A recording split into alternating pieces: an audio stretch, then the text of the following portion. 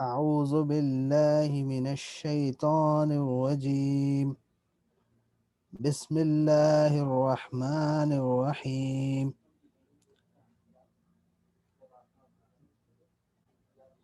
يا أيها الذين آمنوا إن تطيعوا الذين كفروا يردوكم على أعقابكم فتنقلبوا خاسرين بل الله مولاكم وهو خير الناصرين سنلقي في قلوب الذين كفروا الرعب بما أشركوا بالله ما لم ينزل به سلطانا ومأواهم النار وبئس مثوى الظالمين ولقد صدقكم الله وعده إذ تحسونهم بإذنه حتى إذا فشلتم وتنازعتم في الأمر وعصيتم من بعد ما أراكم ما تحبون منكم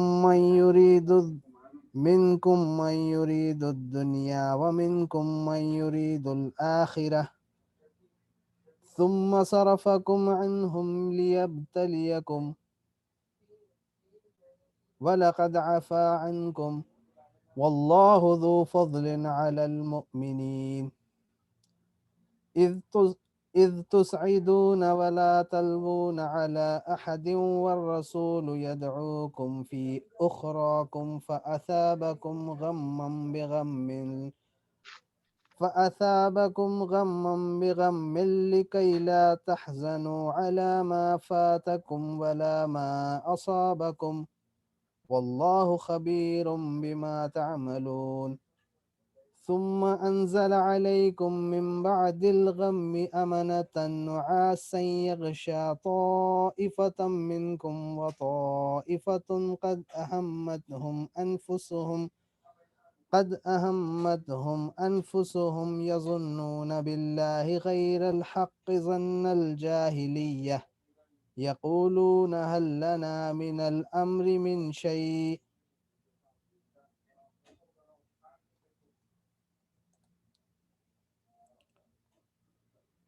قل إن الأمر كله لله يخفون في أنفسهم ما لا يبدون لك يقولون لو كان لنا من الأمر شيء ما قتلنا هاهنا قل لو كنتم في بيوتكم لبرز الذين كتب عليهم القتال إلى مضاجعهم وليبتلي الله ما في صدوركم وليمحص ما في قلوبكم والله عليم بذات الصدور إن الذين تولوا منكم يوم التقى الجمعان إنما استزلهم الشيطان ببعض ما كسبوا ولقد عفى الله عنهم إن الله غفور حليم صدق الله العلي العظيم وصدق رسول النبي الكريم صلى الله عليه وسلم. Jazakallah khair, Brother Abdul Ghani. Allah give you a reward for this beautiful recitation. So, this is again the detailed description of Battle of Uhud that took place in the 3rd Shawwal, the 3rd year of Hijrah. And just to avenge what happened in Badr, Abu Sufyan, when he arrived in Makkah with his huge caravan of 1,000 camels, he realized that all the news about what happened in Badr, or the news came of Badr to Makkah, and all the fleeing army, that 1,000 strong army went to Badr, and out of that 70 were killed in the battlefield, 70 were arrested, but a huge number, 850 people escaped from the battlefield. And when you have to realize, although Muslim had won a decisive victory in the Badr, but you have to realize there were only 333 strong in Badr, and the army that escaped from the battle of Badr of Quraysh, they were again a very large number than those. So 850 people managed to escape. Among them was their famous warrior and their famous wrestler and famous swordsman. His name was Ibn Abdul. He was considered but he got injured and he ran out of there. And right when he realized, Abu Sufyan in Mecca, that all the chiefs of Quraysh had been slain in Badr. That included Abu Jahl and Adba, Sheba, Walid. All the Sheba was the brother-in-law of Abu Sufyan. That was his Salah. And Sheba was the Chacha Susar, or the uncle-in-law of Abu Sufyan. Adba was the father-in-law, and Walid was the brother-in-law. So he had lost 3 members of his in-laws. So his wife,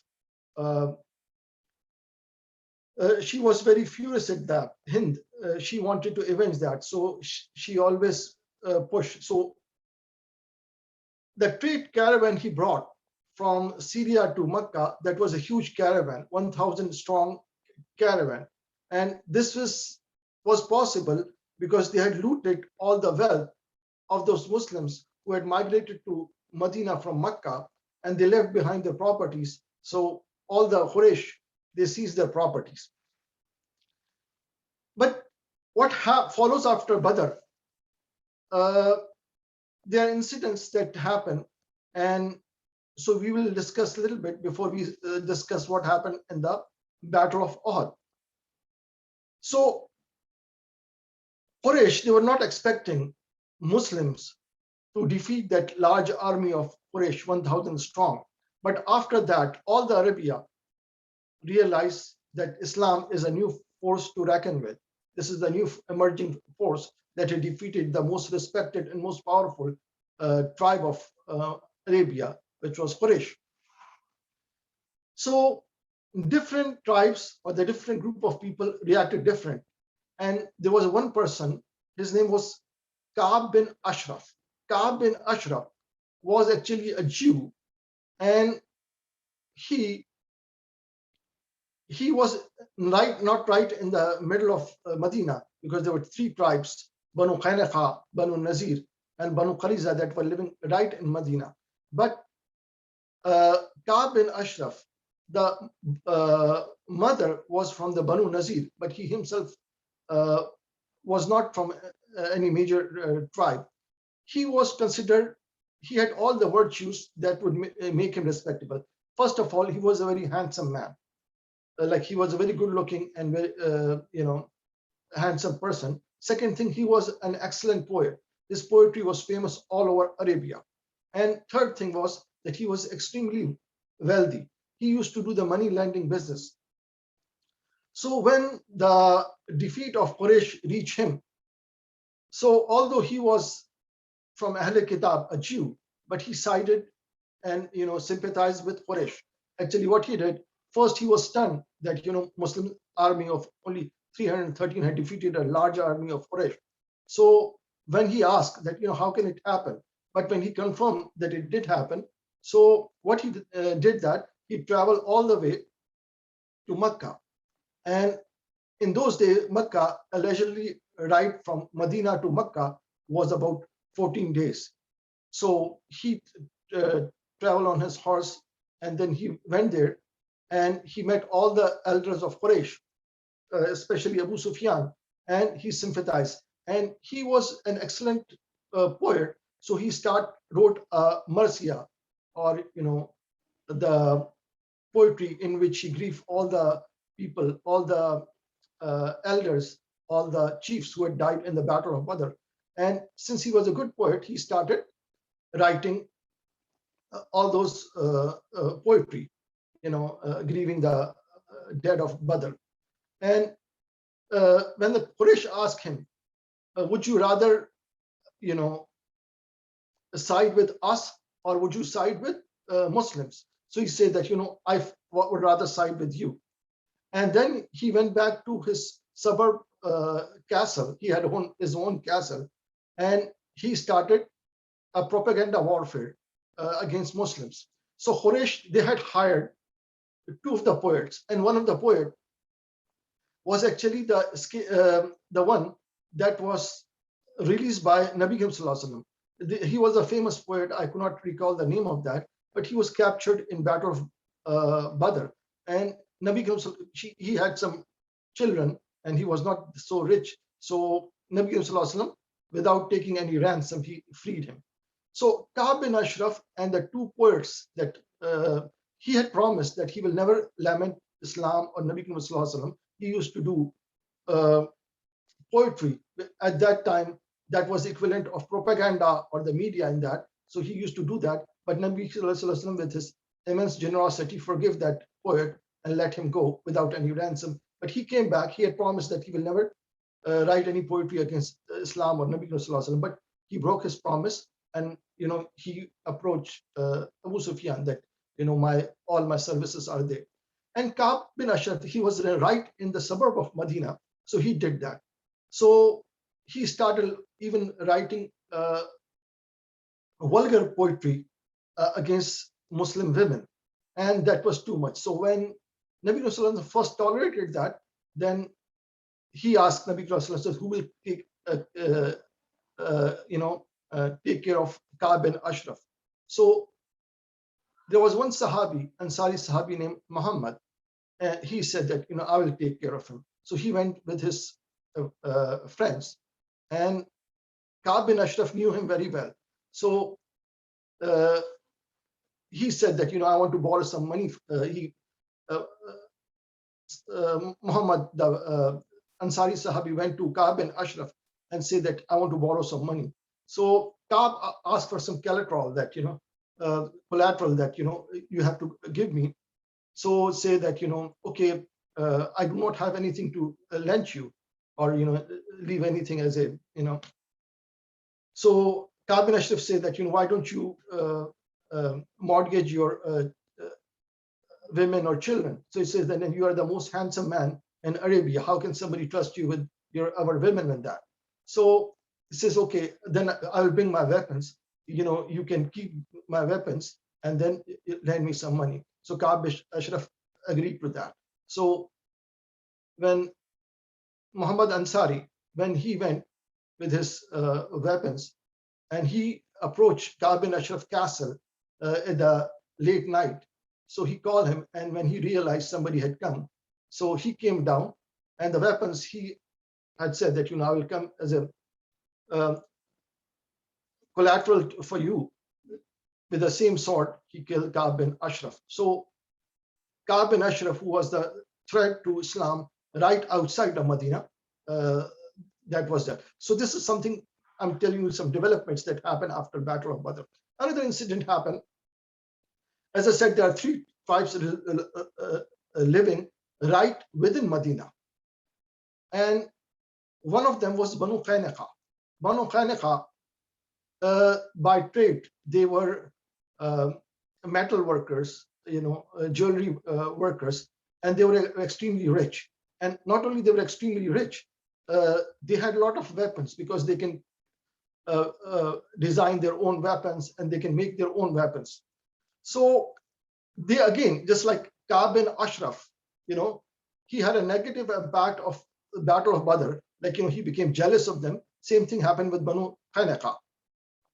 Banu Qaynuqa started, becoming that, started, Muslims used to go, Ansari Sahabis and Sahabiyas, they used to go, because they were jewelry merchants, used to go there, they used to trade with them and all that. So when Muslim women start going to Banu Qaynuqa, the women, they became more and more subject to, insults and, all that. And also, in the present term, what we can call it, sexual harassment by Banu Qaynuqas of the Muslim women. So one day, one lady, Muslim lady, went and to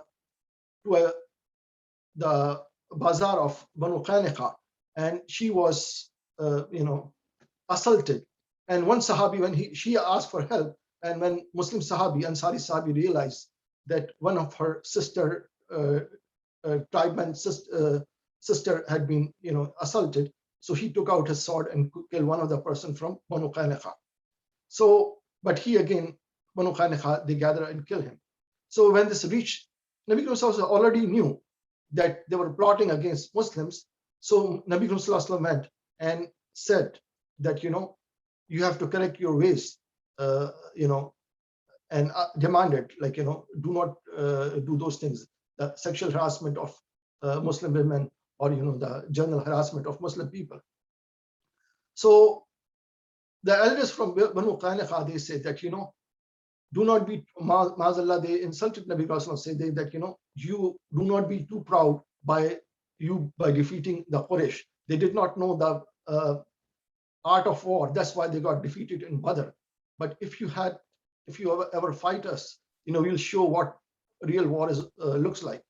So they revolted, and Nabi Muhammad went with his army, and they instead of fighting in the open thing, they sieged themselves in the their castles, and Nabi Muhammad besieged them, and after that they surrendered.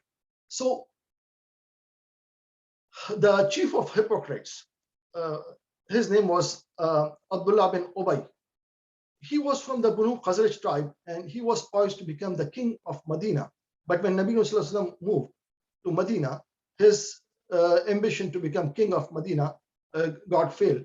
But he, in the Jahaliyat time, he had forged an alliance with Banu Qaynuqa. So he pleaded that, do not fight with them. So finally they surrendered, and Nabi Muhammad again showed a lot of generosity, and then he let them go without,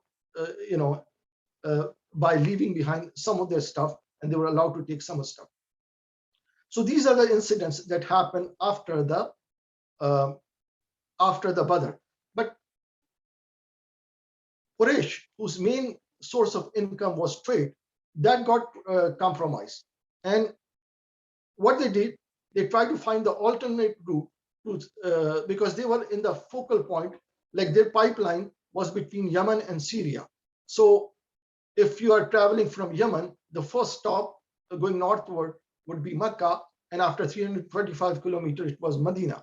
So after Badr, Abu Sufyan managed to save his caravan, but what they did, they never, as Nabi Muhammad demanded, he wanted Quraysh to come on the negotiations, and all the properties they had seized from Muslims, and the prosecution and all the attacks they had done on Muslims. So he wanted a peace agreement with that.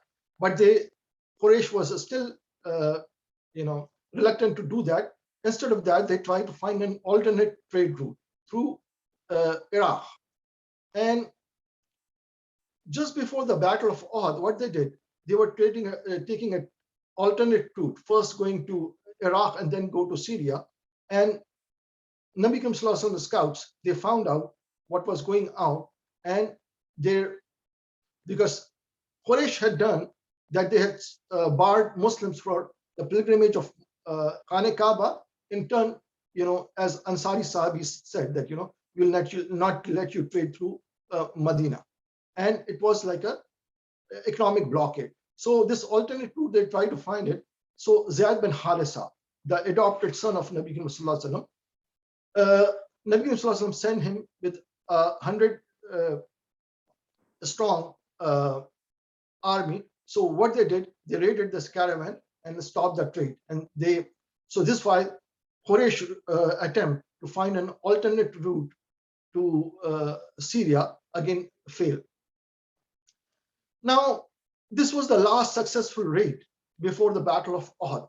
And when Uhud, we discussed earlier that Abu Sufyan managed to come right in the suburb of Medina, which was only 3 miles away from the proper Medina, into the valley of Uhud. And when he reached there, Nabi Muhammad, if we were talking about dream and dream interpretation, so Nabi Muhammad saw a dream, and in that dream, Nabi Muhammad saw an armor, and he saw his sword, Zulfiqar, which was bent, and he saw a cow that was being sacrificed, and he saw on his back a ram or a lamb, and on that was one person was riding. So Nabi Karim Sallallahu Alaihi Wasallam, he interpreted that dream, like that was his dream that he saw, and he explained that dream to all the Sahabis. He said that, the armor I saw was actually the Medina, because just like in the armor, you are safe. So that's what symbolizes it. Medina is actually the safe. And what he saw, his sword, Zulfiqar. Now, I would like to mention a little bit about Zulfiqar. Zulfiqar is associated with Sayyidina Ali Karamallahu Wajhu, but it was actually Nabi Karim Sallallahu Alaihi Wasallam's sword, and it was two-pronged sword, and that's why it was called Zulfiqar, which later on Nabi Karim Sallallahu Alaihi Wasallam gave it to Sayyidina Ali. And he saw it bent. So he said that, it is a little bit hard on his self. And then he saw a cow being sacrificed. He said that loss of life of Muslims. And then he saw a rider on the ram, and he said that it is the flag bearer of Quraysh, and he will be killed. And that's what happened, that in the battle of Uhud, the flag bearer was from the Banu Abdul tribe. And when they came from the and that's what Nabi Sallallahu saw as a person riding a ram. So Nabi Sallallahu prophesied that, their flag bearer will be killed. And on the other hand, Musab bin Umar, who was the flag bearer for Muslims, he was also from the Banu Abdul Dar tribe. And I would like to mention, we have discussed what happened in Uhud, but there's one Sahabi. His name was, he's of the one of the 10 Ashra Mubashara. His name was Talha bin Ubaidullah. So it is called that the day of Uhud is associated with Talha bin Ubaidullah. So why he's associated with that? And Nabi Sallallahu Alaihi Wasallam gave him a title of a living martyr. And the reason for that is when Nabi Sallallahu Alaihi Wasallam fell in the ditch, and when he came forward, he was like some person recognized him, some Sahabi, and when they pulled him out of that, so all the Quraysh efforts and their concentration of their attacks came toward Nabi Sallallahu Alaihi Wasallam. So some Sahabis who form a protective ring about Nabi Sallallahu Alaihi Wasallam, and they defended Nabi Sallallahu Alaihi Wasallam, and one was Talha bin Ubaidullah. So Talha bin Ubaidullah, as we said, that he missed the battle of Badr. Why he missed the battle of Badr? Because we discussed earlier that Nabi Sallallahu Alaihi Wasallam had appointed 2 scouts to find out where was the caravan of Abu Sufyan, and one was Sa'id, who was another one of the 10 blessed Sahabi Ashra Mubashara, and so was Talha bin Ubaidullah. So Talha bin Ubaidullah, although Nabi Sallallahu Alaihi Wasallam had given him, and he had gone all the way to Badr, and he had spied on the camp of the caravan of Abu Sufyan. But when he came back, Nabi Sallallahu Alaihi Wasallam counted him as one of the Badri, means people, because although he did not participate in the Badr battle, but he was on one of the mission given to him by Nabi Sallallahu Alaihi Wasallam. So Nabi Sallallahu Alaihi Wasallam gave him spoils of war, and also included him as a Badri Sahabi. And so was Usman. Usman's wife and the daughter of Nabi Sallallahu Alaihi Wasallam, Ruqayya, she was very sick. So Usman was told by Nabi Sallallahu Alaihi Wasallam to take care of his wife, but he still counted as a Badri Sahabi. So Talha bin Ubaidullah, he was extremely rich Sahabi. And since whole, like he's called, the day of Uhud is called the day of Talha bin Ubaidullah. The reason for that is the way he defended. So when Nabi Sallallahu Alaihi Wasallam came out of that, and the whole concentration of the attack came, so Talha bin Ubaidullah, he became a shield in front of Nabi Sallallahu Alaihi Wasallam. So all the arrows, all the attacks that are coming, he withheld that. Even the arrows that were coming, so he held that with his hand, till his hand became badly injured. And when he fell and Muslims retreated toward the mountain Uhud.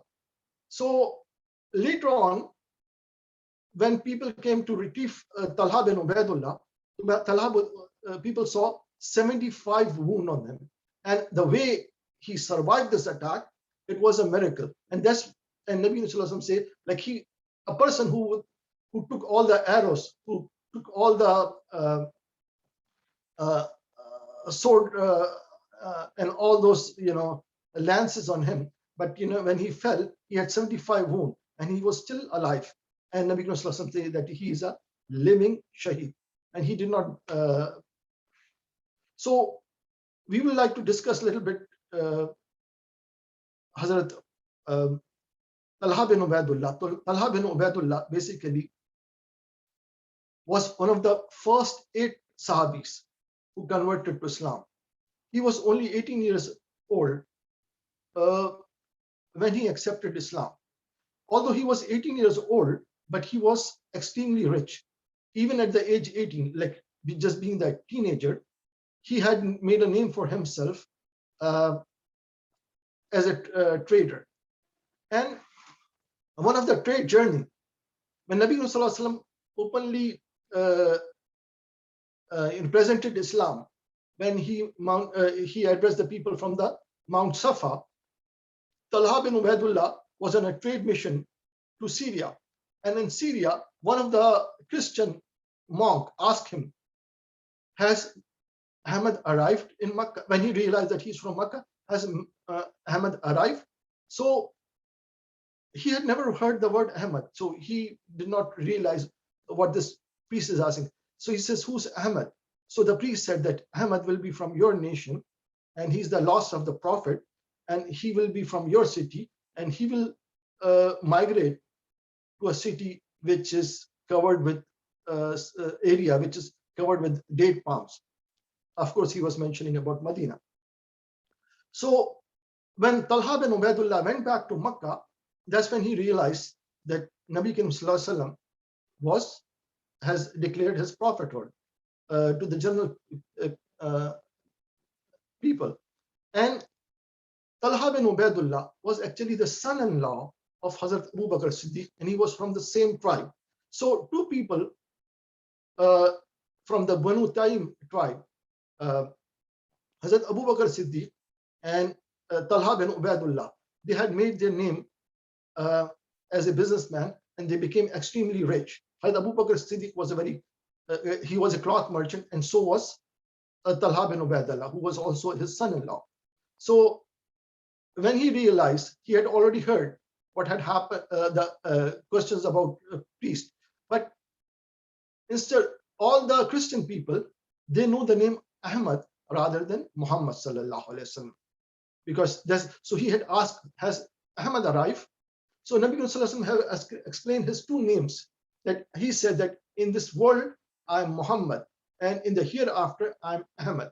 And so in the day of judgment, he will be referred as Ahmed.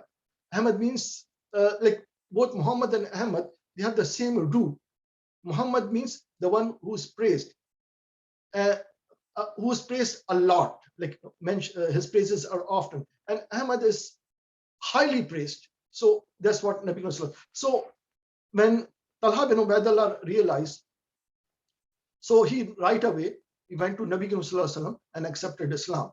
And this tribe of Banu Taym, when they realized that both Hazrat Abu Bakr Siddiq and his son-in-law Talha bin Ubaidullah, he had accepted Islam, so they were extremely rich and from the very powerful tribe of Banu Taym. So their prosecution was not like the poor and destitute Muslims, like Bilal Habshi or Sumayya.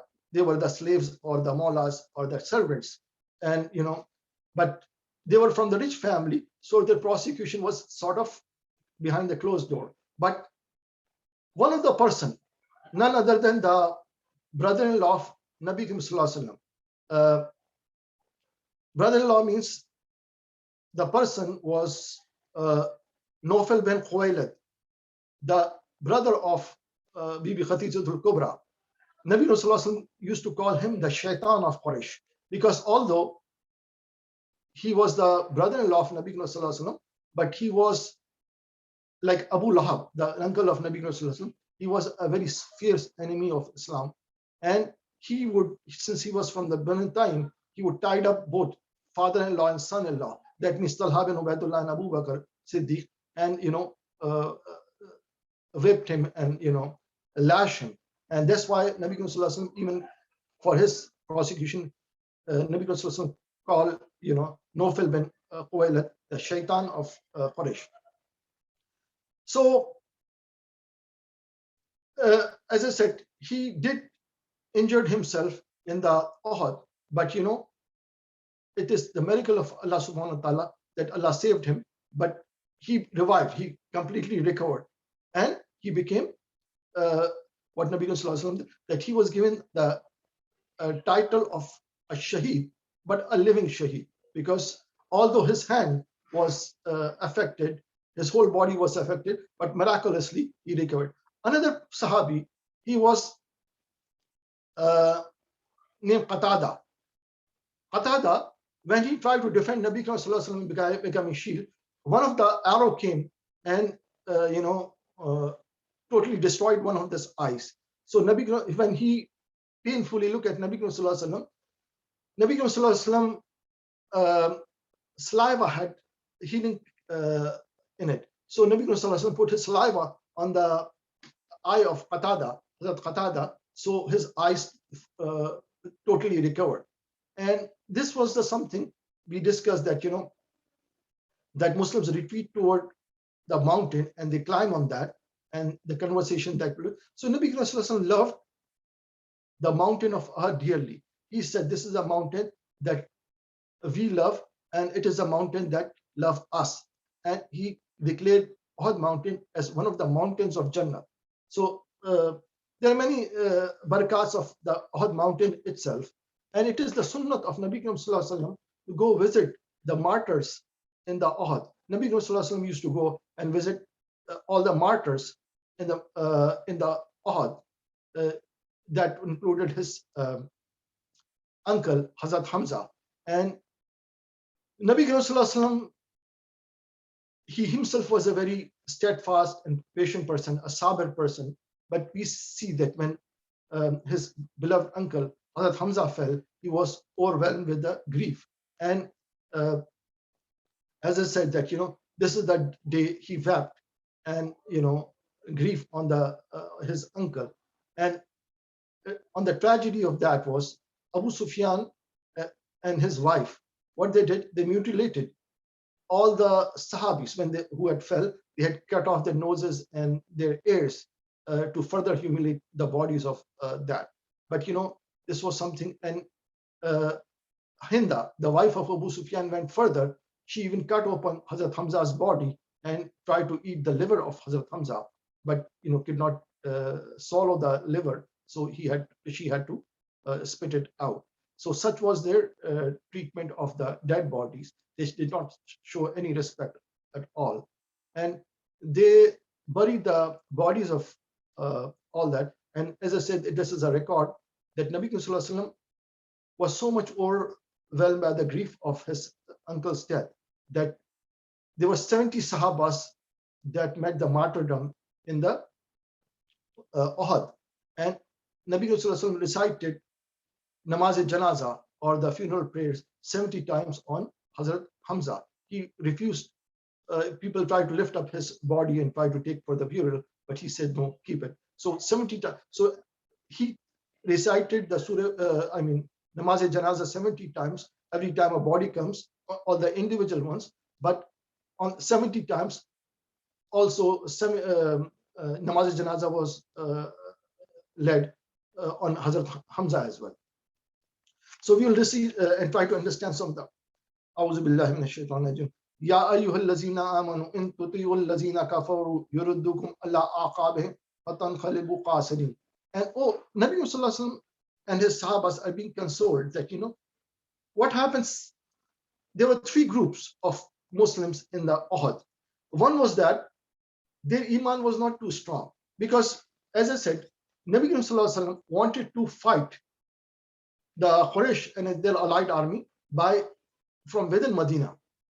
But the young ones, because if you look at Badr, what had happened in the Badr, that Nabi Karim Sallallahu Alaihi Wasallam hastily prepared the 313 strong army, and some of the Ansari Sahabis said that our animals, our camels and horses are on the other side of the city. Let us go and get those things. But Allah knows the best. But maybe Nabi Sallallahu Alaihi Wasallam wanted to surprise those people in the Badr. So he said, no, only those people whose animal are ready, they can go with us. So there were lot of people whose animal, their horses and their camels were far away in the Medina. They could not participate. So the young Ansari Sahabi say that, we want to go out and fight it. But Nabi Sallallahu Alaihi Wasallam and even those hypocrites, they said that, it is a better thing that, we will. So, but these Ansars want to go outside to the Uhud, which is the suburb of Medina, and fight it. So Nabi Sallallahu Alaihi Wasallam wore his armor. And now when these Sahabis realize that Nabi Sallallahu Alaihi Wasallam has worn armor and want to go out all the way to Uhud to fight Abu Sufyan army, so then they regretted, because what Nabi Sallallahu Alaihi Wasallam had. So then Nabi Sallallahu Alaihi Wasallam say, no, it is against the dignity of a prophet when he wear an armor and his weapons, not to withdraw without a fight. So he went out all the way to Uhud. And so when the things change in Uhud, initially Allah subhanahu wa ta'ala says that, so the three groups after the tide turned against Muslims. So one group of people, they did not show too much courage. They went all the way to Medina and never looked back. Second group of those people, they say they became very disheartened, and they said that, very person we were fighting under the leadership, and so if he's not there, why should we fight? They start throwing their weapons. And among them, there were some people who said that, they try to defend themselves. But there were some people who were of very weak iman. They say, what has happened? Because initially Nabi Sallallahu Alaihi Wasallam said that, we should stay in the Medina and fight our enemies. So they say that, they had iman and they were also influenced by chief of the hypocrites, Abdullah bin Ubay, that, if you would have stayed in our homes, death would not have come. So Allah subhanahu wa ta'ala is saying that, as we believe that there's a prescribed time for death for everybody, so he cannot escape that time.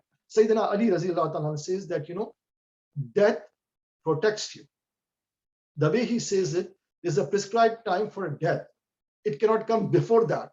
So the prescribed time of death actually protects you, because if the death want to come before its prescribed time, it will not come. So Allah subhanahu wa ta'ala mentioning that if it was written for you, and even if you're home, you would have been dragged out to where you were supposed to get killed. And Allah subhanahu wa ta'ala is discussing, like, some people even give up their hearts to so much that they say, let's go to the chief of the hypocrites, Abdullah bin Ubay, that he will sort of go and negotiate for us with Abu Sufyan. So let us spare us. So Allah subhanahu wa ta'ala is mentioning that if you follow those kafir, they will take you back to their jahaliya and you will be at loss.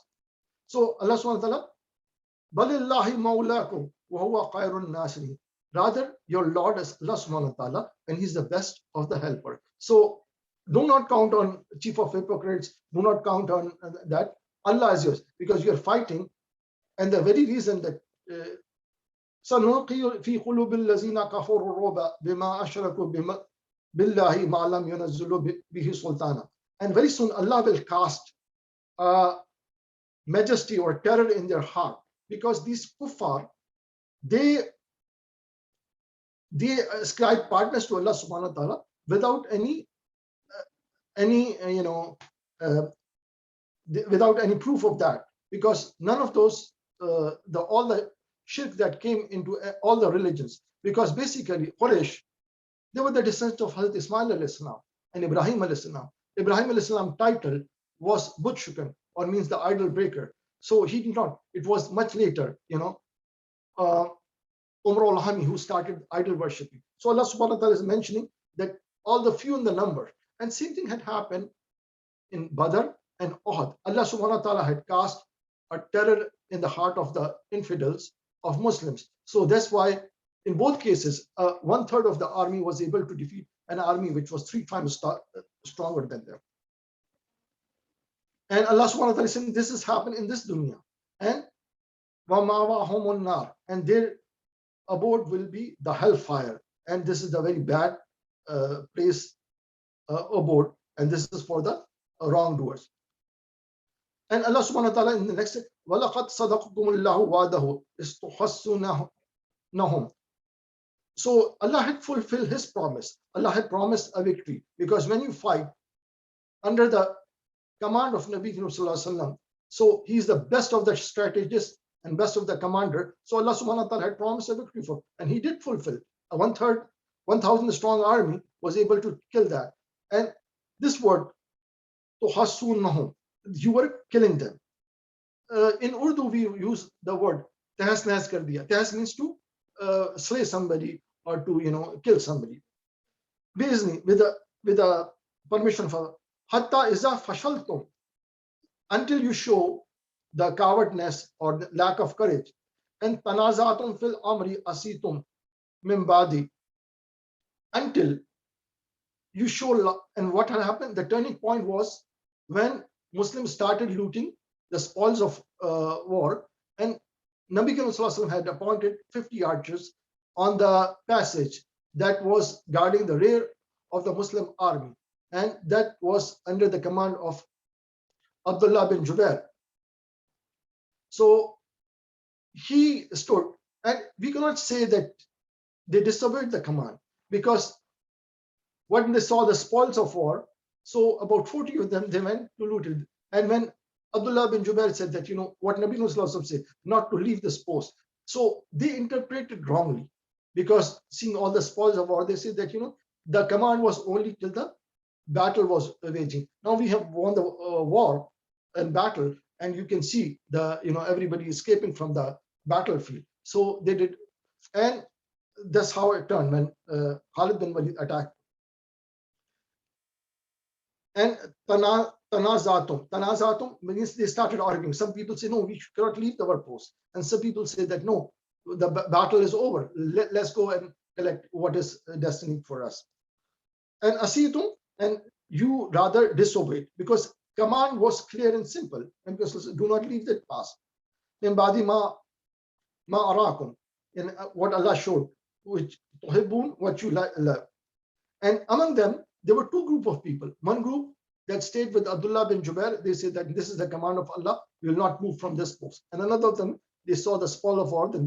So Allah subhanahu wa ta'ala saying, Allah subhanahu wa ta'ala, summa sarafakum, Allah subhanahu wa ta'ala turned around, ankum liyabtulikum, so they can test him. Walaqad afa ankum, and Allah subhanahu wa ta'ala is saying that Allah forgive those people. Like there were two groups of people, and it's appeared that one group disobeyed the command of Allah subhanahu wa ta'ala. But Allah subhanahu wa ta'ala is saying that maybe it was, for us, it was wrong interpretation, that they misunderstood the command. So Allah subhanahu wa ta'ala forgive them.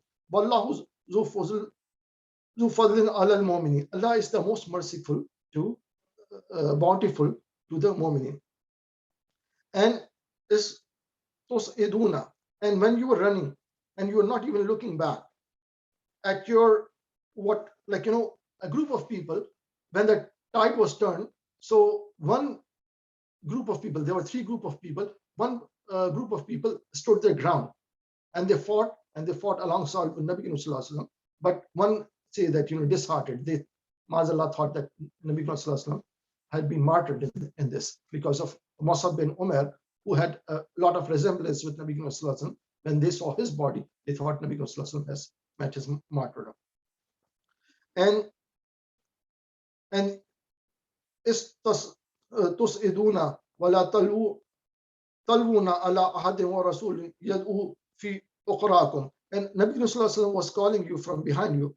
Fa'asabikum amman bi ghammin. So the sadness after sadness befell on those Muslims. And they became because they were so overwhelmed by this grief, just thinking that there's Nabi Karim Sallallahu Alaihi Wasallam is no more, they lost their heart. And Allah subhanahu wa ta'ala, Summa anzala alaykum min ba'di ghammi amanatum min naga sanyaksha. So Allah subhanahu wa ta'ala, after this great grief, Allah subhanahu wa ta'ala gave a tranquility to Muslims among those people who had lost this. When they saw the sight of Nabi Muhammad sallallahu alaihi wasallam's blessed face, so a new energy came on all the Muslims who had even thrown their weapons. But when they saw the blessed face of Nabi Muhammad sallallahu alaihi wasallam, and when Nabi Muhammad sallallahu alaihi wasallam said that I'm alive, so again a new energy came to them, and they came and started defending Nabi Muhammad sallallahu alaihi wasallam and fighting about. And Allah subhanahu wa ta'ala is mentioning, those one group of people whose iman was nothing, and they had also listened to those people who are the chief of hypocrites, Abdullah bin Ubay. And this is what has happened to us. We would have been better off in our homes. Rather, we came to that, we would like. So Allah subhanahu wa ta'ala is mentioning that, even if you are home and it was destiny and it was your prescribed time to, for your death, you would have come out of your home and you would have gone where you're supposed to kill. And innal lazina tawallu minkum yawma taqal jamani. So Allah subhanahu wa ta'ala is describing that, the two group of people, means Muslims and Quraysh, fought. And Shaitan, he actually whispered among those Muslims, and that's why they lost their heart. Because Shaitan, how it worked, Shaitan always worked against Muslims. He is our arch enemy. So it has happened when Nabi Sallallahu Alaihi Wasallam was migrating from Makkah to Medina, and all the Quraysh, they had a meeting in their meeting house called Darul Nadwa. And in Darul Nadwa, they had a meeting what to do with Nabi Sallallahu Alaihi Wasallam. So one person said that, we will put Nabi Sallallahu Alaihi Wasallam in dungeon, and this way, he cannot preach Islam. So there was one person in the meeting who the Quraysh chief did not recognize. So he had appeared on the door of Darul Nadwa, and people say, who are you?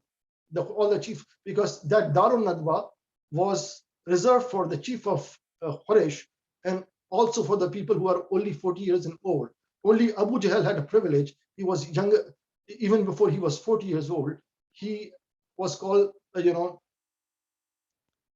Hikam, that means the father of wisdom, and he was allowed even. So when a person came, and which Quraysh people did not realize who he is, so he said, I'm the Sheikhul Najd, I'm the chief of the Najd. So I know what you have convened here for, so maybe I'll advise you something better. So this Sheikhul Najd came and sat with Quraysh. And who was that Sheikhul Najd? That was Shaitan. So Shaitan started participating in this meeting, and when they were discussing, so one person said that we will put it in dungeon. So everybody said that, we will, everybody, when the followers of Nabi Sallallahu find out which dungeon he has been imprisoned, they are so loyal to him, they will, retrieve him from this dungeon. And, this is not a very good advice. So another person said that, we will exile him from Makkah and he can go anywhere. So Sheikhul Najd said that, no, the kalam he had brought, it is so beautiful in those poetic days when the kalam was of utmost value. He says, whichever tribe he goes, people will accept him as a chief, and with his armies and his followers, he will attack us. So it is not a very good advice. So the Sheikhul Najd say that the kalam he has brought has very sweetness in it. So one person, Abu Jahl, then said that, what we should do, we should select one strong man from each tribe and having Mazallah killed. So Sheikhul Najd said, this is a very good advice, and that's what you should do. And that's what Quraysh follow. So it was Shaitan. So Allah subhanahu wa ta'ala is describing how Shaitan works. Then before battle of Badr, what had happened in Quraysh, they were reluctant to go out of Makkah because they feared that their rival tribe, Banu Bakr, will go and attack them while they are away fighting Muslims in Badr. So Shaitan came in the disguise of Saraha bin Malik, who was from Banu Kanana tribe, the rival tribe, and says that don't worry, I will go with you. So people thought it was Saraha bin Malik. He had become Shaitan has killed. But when he accompanied them all the way to Battle of Badr, but when he saw the troops of angels descending on Badr, so Saraha bin Malik, actually who was Shaitan, when he saw the troop of angels, he got scared and ran away from there. And in the Battle of Uhud, when Nabi Sallallahu Alaihi Wasallam fell in the ditch, that's when he shouted, oh, Muhammad Sallallahu Alaihi Wasallam has been killed. And that's what put a despair and disheart in Muslim heart. That's why Allah subhanahu wa ta'ala is saying that, about Shaitan. So inshallah, I will end here. And if there's any questions or comments, I will welcome that.